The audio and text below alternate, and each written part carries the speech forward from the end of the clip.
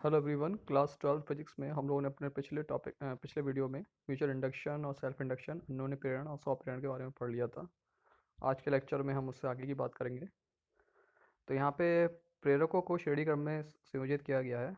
तो ऐसी केस में कि जब दो प्रेरक श्रेणी क्रम में जुड़े हुए हों तो उनका जो तुल्य प्रेरण हो जाता है उसके लिए फॉर्मूला ड्राइव करना होता है। तो इसमें यहाँ पे फॉर्मूला ड्राइव किया हुआ है। तो प्रथम कुंडली से बद्ध चुंबकीय फ्लक्स φ1 L1 I होगा क्योंकि उसमें धारा I है। और चूंकि श्रेणी क्रम में जुड़े हुए हैं इसलिए दूसरे में भी धारा I ही जाएगी दूसरे प्रेरक में। तो वहाँ पे भी जो φ2 निकालेंगे तो उसमें बस जो कॉफिशिएंट है वो चेंज हो जाएगा L2 और धारा वही रहेगी I। तो कुल चुंबकीय फ्लक्स देखना चाहेंगे तो आप जानते हैं फ्लक्स सीधे ऐड होंगे φ=φ1 + φ2। Now you can put the values. अगर आप वैल्यू पुट करेंगे तो आप इनको ऐड करेंगे तो उसमें I कॉमन है एंड L1 + L2 सपोज आपने एक खुद तुल्य प्रेरक तो ले लिया, इनकी जगह पे दो की जगह पे एक ही ले लिया है और उसका तुल्य प्रेरण है L और धारा उसमें I बह रही है। तो फ्लक्स φ=Li हो जाएगा। तो यहाँ पे जो ये वाला फाई है यहाँ पे आप Li यूज़ कर सकते हैं। यहाँ पे हमने यूज़ किया Li। तो हमारा एक्सप्रेशन हो गया Li = L1I + L2I। इस पूरी समीकरण को अगर आप I से डिवाइड कर देते तो आपके पास बचता है L1 + L2, L = L1 + L2। तो यानी श्रेणी क्रम में अगर जुड़े हुए हों दो प्रेरक तो उनका तुल्य प्रेरण कितना हो जाता है L1 + L2। यहाँ पे देखिए इसमें दो प्रेरक समांतर क्रम में जुड़े हुए हैं। तो समांतर क्रम में जब जुड़ेंगे तब उनका तुल्य प्रेरण क्या हो जाएगा। तो इसमें भी हमने डेरिवेशन वही किया है। धारा देखिए दोनों में बढ़ जाती है I1 + I2। तो अगर हम इनका डिफरेंशिएशन करते हैं तो हमारे सामने एक्सप्रेशन इस तरीके से आ जाएगा। ना जो आप जानते हैं प्रेरक विद्युत वाहक बल वो इस तरीके से करेक्टेड होता है E = L1 dI1/dt। तो ऐसे ही क्योंकि दोनों के लिए जो प्रेरित विद्युत वाहक बल है E वो दोनों के लिए सेम है इसलिए L2 के साथ भी वही होगा। और हमने इसको मान लिया एक कॉमन -L dI/dt। तो यहाँ पे हम ये एक्सप्रेशन रिड्यूस कर सकते हैं di1/dt का -E/L1, इसी तरीके से di2/dt का -E/L2। तो यहाँ पे ये एक्सप्रेशन अगर हम यूज़ करें और तुल्य प्रेरक तो मान लें कैपिटल L, इन दो की जगह पे एक रख लें, इसका तुल्य प्रेरक तो L हो और उसके लिए करंट के साथ एक्सप्रेशन इस तरीके से हो तो उस केस में di/dt क्या हो जाएगा E/L। तो यानी जो ऊपर वाला एक्सप्रेशन है इसमें सारी अगर वैल्यू पुट कर दें तो हमारे पास सामने एक्सप्रेशन आ जाएगा ये -E/L -E/L1 -E/L2। तो सारे आप E को डिवाइड कर दीजिए और माइनस हटा दीजिए सारे तो आपके सामने एक्सप्रेशन इतना रह जाएगा। तो इसको अगर आप थोड़ा सा सॉल्व कर लेंगे तो L को ऊपर ले आएँ तो L1 + L1L2/L1 + L2।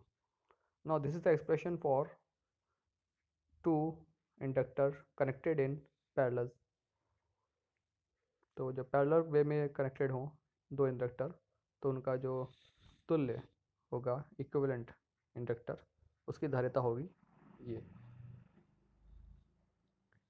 इसमें प्रतिवर्ती धारा जनित्र भी डिस्कस किया जाएगा। इस टॉपिक है आपका प्रतिवर्ती धारा जनित्र।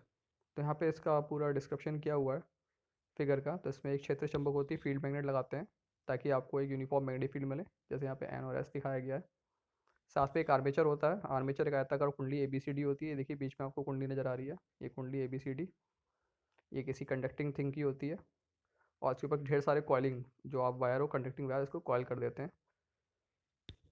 और क्या होता है स्लिप रिंग्स होती हैं यहाँ पे S1 और S2। यहाँ पे ये S1 इधर नज़र आ रहा है, इधर S2 है, सर्पी वाला है। और साथ में उससे कनेक्टेड ब्रश होते हैं B1 एंड B2 जो आपको फिगर में नज़र आ रहे होंगे B2 और ये B1। तो यहाँ पे कनेक्ट किया हुआ है।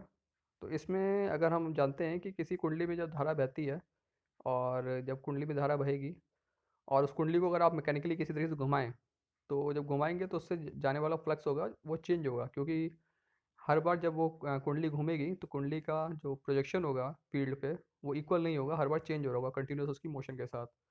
तो उससे क्या होगा विद्युत धारा उत्पन्न होगी, प्रेरित विद्युत धारा। लेकिन प्रेरित विद्युत धारा घटेगी बढ़ेगी क्योंकि वो हर बार क्या हो रहा है कि किसी भी टाइम पे उसका हर बार फ्लक्स अलग होगा। तो इसलिए जो आपको एक्सप्रेशन मिलना शुरू होगा फ्लक्स का वो एक्चुअली में टाइम वेरिंग होगा। φ=B cos थीटा A है।